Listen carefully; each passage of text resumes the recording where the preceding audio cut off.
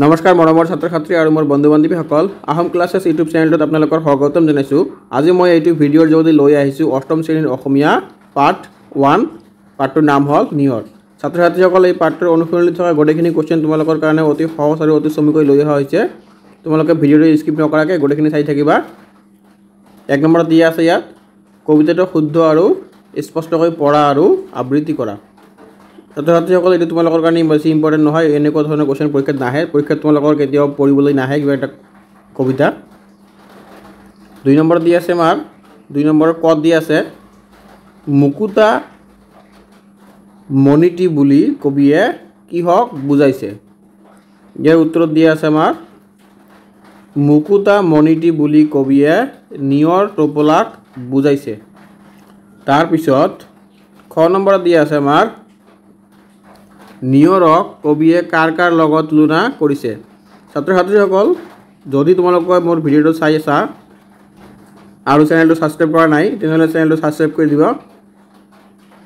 তাৰপিছত আছে আমাৰ উত্তৰৰ ইয়াৰ নিয়ৰক কবিয়ে নিশাৰ তৰা আৰু মুকুতা মণিৰ লগত তুলনা কৰিছে। গ নম্বৰত দিয়া আছে আমাৰ নিয়ৰে হিয়াত কি সাঁচি থোৱাৰ কথা কৈছে। উত্তৰ দি আছে নিয়ৰে নিজম আকাশৰ নিচুক কথাটি হিয়াত সাঁচি থোৱাৰ কথা কৈছে। ঘ নম্বৰত দিয়া আছে ফুলনিত কি ছিগি ৰৈ গ'ল। এই উত্তৰত দি আছে আমাৰ ফুলনিত নিশা নাচা নাচনীৰ ডিঙিৰ মণি ছিগি ৰৈ গ'ল। ঙ নম্বৰত দিয়া আছে কবিয়ে কি সৰি থকাৰ কথা কৈছে। উত্তৰত দিয়া আছে কবিয়ে নিশাৰ তৰা এটি নিয়ৰ হৈ সৰি থকাৰ কথা কৈছে। 3 নম্বৰত দিয়া আছে কবিতাটোৰ মূল ভাৱ চমুকৈ লিখা। ছাত্ৰ ছাত্ৰীসকল এইটো খুবেই ইম্পৰ্টেণ্ট, তোমালোকৰ 3 মাৰ্কৰ নহ'লে 2 মাৰ্কছ আহিব পাৰে, তোমালোকে চাই ল'বা। উত্তৰত দিয়া আছে প্ৰতিমাৰ খনিকৰ কবি চন্দ্ৰকুমাৰ আগৰৱালা দেৱৰ দ্বাৰা ৰচিত নিয়ৰ এটা ৰোমান্টিক কবিতা। কবিতাটিত কবিয়ে প্ৰকৃতিৰ উপাদান নিয়ৰক বিষয়বস্তু হিচাপে লৈ কল্পনাৰ বাহন সানি সুন্দৰভাৱে উপস্থাপন কৰিছে। প্ৰকৃতিৰ ৰূপ বৈচিত্ৰ্যই মানুহৰ মনলৈ কঢ়িয়াই আনে। আনবিলাক সুখ প্ৰতিটো পুৱাই আমাক অজানিতে দি যায়। আশাৰ বতৰা এই বৰ্ণময় বৰ্তাৰ অন্যতম বাহক হ'ল নিয়ৰ। মুকুতা সদৃশ নিয়ৰ কণাবোৰ ঘাঁহ বনৰ ওপৰত কাহিলি পুৱাতে জিলিকি থকা দেখিলে আমাৰ মনলৈ নানা ভাৱ অহাটোৱে স্বাভাৱিক। কবিয়ে নিয়ৰক নিশাৰ আকাশৰ পৰা সৰি পৰা তৰা নিত্যৰতা পৃথিৱীৰ ডিঙিৰ পৰা ছিঙি পৰা একোটা মণি অথবা পুৱাৰ পোহৰত সেমেকি উঠা এটোপল চকু পানীৰ লগত তুলনা কৰিছে। তাৰপিছত আছে আমাৰ 4 নম্বৰত শব্দ সম্ভাৰ আৰু অভিধান চাই তলৰ শব্দবোৰৰ অৰ্থ লিখা। ছাত্ৰ ছাত্ৰীসকল এইবিলাক খুবেই ইম্পৰ্টেণ্ট, তোমালোকৰ 2 মাৰ্কছত আহি থাকে। ইয়াতে কিছুমান শব্দ দিছে, এইবিলাকৰ অৰ্থ লিখিবলৈ কৈছে তোমালোকক। শব্দ অৰ্থ সঠিক কৈছে ইয়াত স্বচ্ছ বা নিৰ্মল বা পৰিষ্কাৰ। তাৰপিছত আছে আমাৰ শোভে শুৱনি কৰি তোলা। হেঙুলি মানে হেঙুল বৰণীয়া। নিজম মানে নীৰৱ। নিচুক মানে কান্দন সামৰি স্থিৰ হওক। 5 নম্বৰত দি আছে আমাৰ প্ৰসংগ সংগতি দৰ্শাই ব্যাখ্যা কৰা। উত্তৰত দি আছে আমাৰ নিজম আকাশৰ নিচুক কথাটি হিয়াত থৈছে সাঁচি। কোন কাহানিৰ সপোন দেখিছে। কোনে হাঁহিছিল নাচি। উত্তৰ দি আছে নিজম আকাশৰ নিচুক কথাটি হিয়াত থৈছে সাঁচি। কোন কাহানিৰ সপোন দেখিছে কোনে হাঁহিছে নাচি। উক্ত কবিতা ফাঁকি আমাৰ পাঠ্যকৰ অন্তৰ্গত প্ৰতিমাৰ খনিকৰ কবি চন্দ্ৰকুমাৰ আগৰৱালা দেৱৰ দ্বাৰা ৰচিত নিয়ৰ নামৰ কবিতাটিৰ পৰা তুলি দিয়া হৈছে। ছাত্ৰ ছাত্ৰী তোমালোকে এইখিনি লিখিলে তোমালোক 2 মাৰ্কছ দিব। ৰাতিপুৱা ফুলৰ পাহিত পৰি থকা নিয়ৰ টোপালক নিশাৰ আকাশৰ পৰা সৰি পৰা তৰাৰ ৰূপত কবিয়ে কল্পনা কৰিছে। সেই প্ৰসংগত উক্ত কবিতা ফাঁকি তুলি দিয়া হৈছে। প্ৰাকৃতিৰ ৰূপ বৈচিত্ৰ্যই মানুহৰ মনলৈ কঢ়িয়াই আনে। প্ৰতিটো পুৱাই আমাক অজানিতে দি যায় আশাৰ বতৰা। প্ৰতিটো পুৱাই আমাক অজানিতে দি যায় আশাৰ বতৰা। এই বৰ্ণময় বতৰাৰ এইটো হ'ব অন্যতম, এইটো দন্ত্য জফলা হ'ব, অন্যতম বাহক হ'ল নিয়ৰ। নিয়ৰৰ টোপালবোৰ কবিৰ মনত যে আকাশৰ পৰা সৰি অহা তৰাহে। আকাশৰ নিচুক কথা হিয়াত সঁচি ৰখা তৰাটিয়ে যেন সৰগত টোপনিতে সপোন দেখিছে। সেই সপোনত হাঁহি হাঁহি নৃত্য কৰোঁতে যেন মণি ছিগি ৰৈ গ'ল। ছাত্ৰ ছাত্ৰীসকল এই নৃত্যটো এইটো এনেকুৱা হ'ব, দন্ত্য জফলা এনেকুৱা হ'ব এইটো। তাৰপিছত তোমাৰ 6 নম্বৰত দি আছে পাঠৰ পৰা অন্তমিল থকা শব্দবোৰ লিখা। ইয়াতে কিছুমান অন্তমিল থকা শব্দ আছে তোমালোকক লিখিবলৈ কৈছে। যেনেকুৱা দিছে আমাৰ ধোৱা যোৱা, ঠিক এনেকৈ লিখিবলৈ কৈছে তোমালোকক। ইয়াতে দি আছে সাঁচি নাচি, মণি কণী, তাৰপিছত ভাহি পাহি। খ নম্বৰত দি আছে আমাৰ ভাষা অধ্যয়ন। ছাত্ৰ ছাত্ৰীসকল ইয়াতে ধটো এনেকুৱা জফলা হ'ব, অধ্যয়ন ব্যৱহাৰিক ব্যাকৰণ। 7 নম্বৰত দি আছে উল্লেখিত শব্দবোৰৰ সমাৰ্থক শব্দ লিখা। ইয়াতে কিছুমান শব্দ দি আছে, এইবিলাকৰ সমাৰ্থক শব্দ লিখিবলৈ কৈছে। যেনেকুৱা দি আছে টোপনি, নিদ্ৰা আৰু ঘুমতি। বেলি যেনেকুৱা দি আছে সূৰ্য বা ৰবি।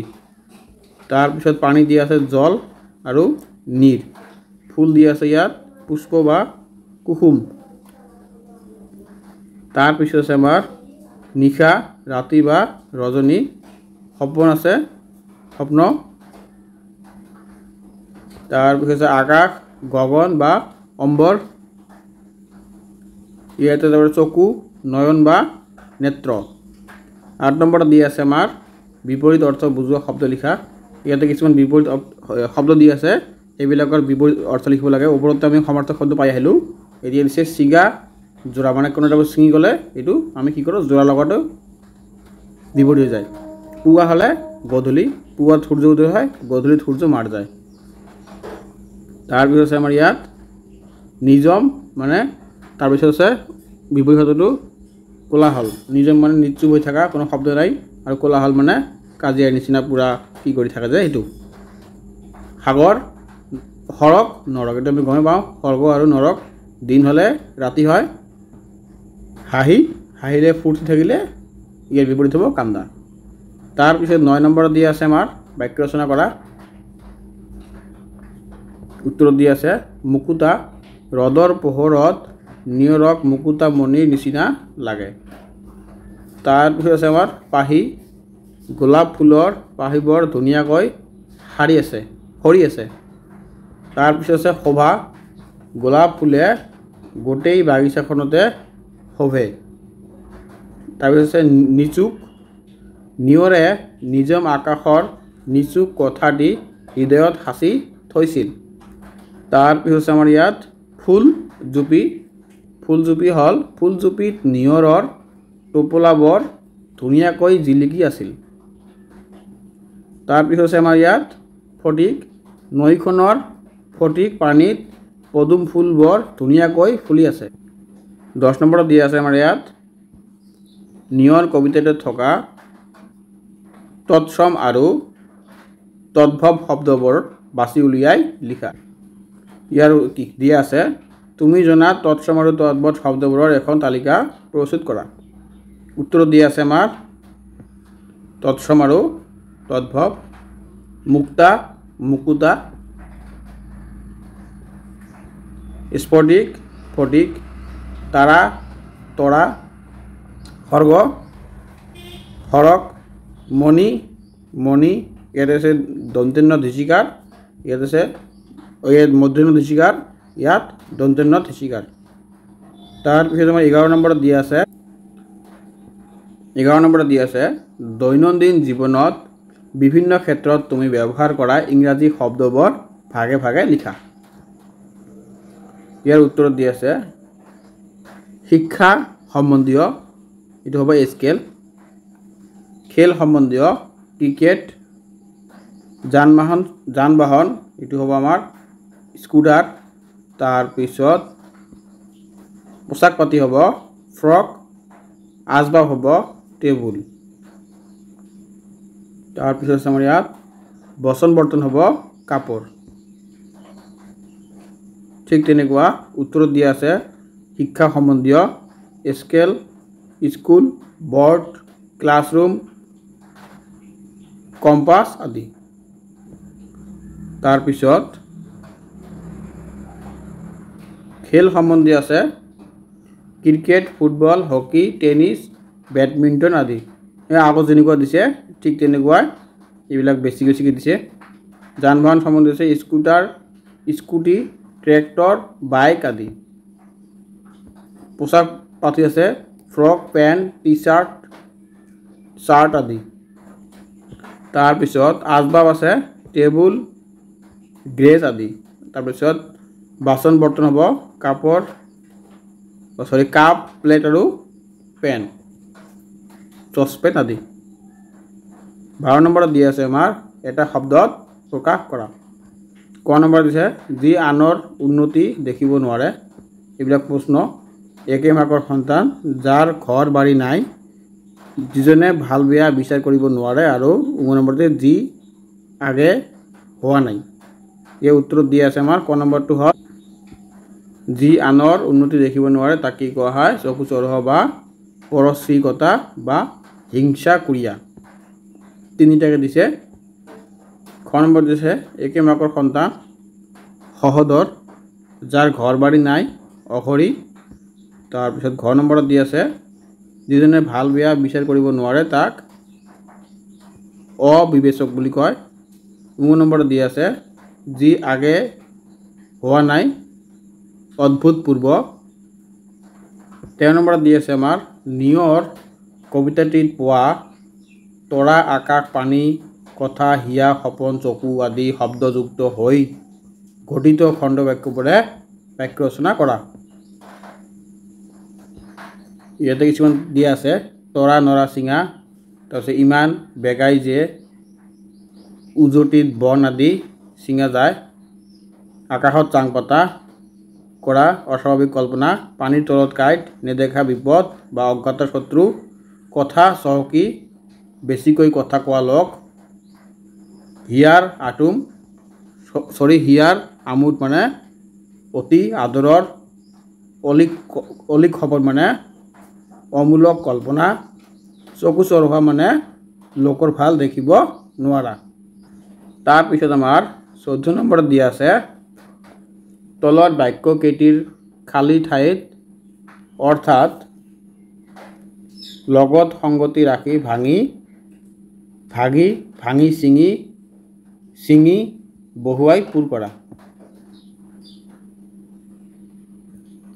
ইয়াৰ উত্তৰত দিয়া আছে মেৰামতি নকৰাৰ বাবে জহি খহি ঘৰটো ভাঙি গ'ল। খ নম্বৰত ধুমুহাই ঘৰটো ভাঙি পেলালে। গ নম্বৰত দিয়া আছে পুৰণা হোৱাৰ বাবে ৰছীডাল ছিঙি থাকিল। ঘ নম্বৰত দিয়া আছে জোৰকৈ টনা আজৰা কৰাৰ বাবে ৰছীডাল ছিঙি গ'ল। নম্বৰত দি আছে আমাৰ এবছৰ নৌহওঁতে মাথাউৰিটো ছিঙি গ'ল। 6 নম্বৰত দি আছে বানপানীয়ে মাথাউৰিটো ছিঙি পেলালে। তাৰপিছত আমাৰ 15 নম্বৰত দিয়া আছে আমাৰ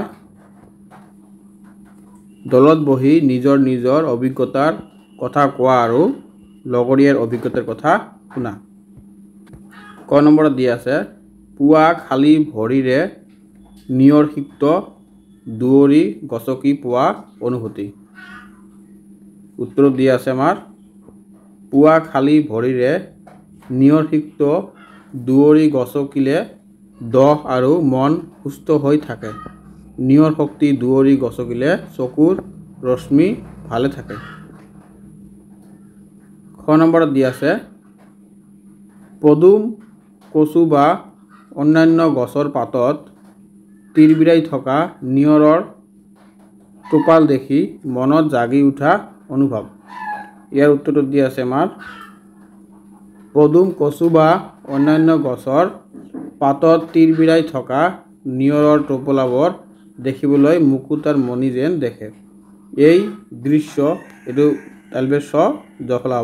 দৃশ্য দেখিবলৈ বৰ মনোমোহা হয়। গ নম্বৰত দিয়া আছে আমাৰ গছৰ পাতৰ পৰা টোপে টোপে নিয়ৰ সৰা দেখি কল্পনাবোৰ। উত্তৰত দিয়া আছে আমাৰ গছৰ পাতৰ পৰা টোপা টোপে নিয়ৰ সৰিলে এটা এটাকৈ বগা বগা মুকুতা মণি সৰা যেন লাগে। শীতকালৰ পুৱা আৰু আবেলি এই দৃশ্য সংঘটিত হয়, যাক চাই বহুত ভাল লাগে। ছাত্ৰ ছাত্ৰীসকল, মোৰ ভিডিঅ'টো ইয়াতে শেষ কৰিলোঁ। তোমালোকৰ যদি ভিডিঅ'টো ভাল লাগিছে চেনেলটো ছাবস্ক্ৰাইব কৰি ৰাখিবা আৰু এনেকুৱা ধৰণৰ ভিডিঅ' তোমালোকে পৰৱৰ্তী কালত পাই যাবা। তোমালোকে যদি আৰু এনেকুৱা ধৰণৰ কিবা এটা ছাবজেক্টৰ বা কোনো এটা পাঠৰ বিচৰা মোক কমেণ্টত জনাই দিয়া, মই তোমালোকৰ লৈ আহিম। ধন্যবাদ।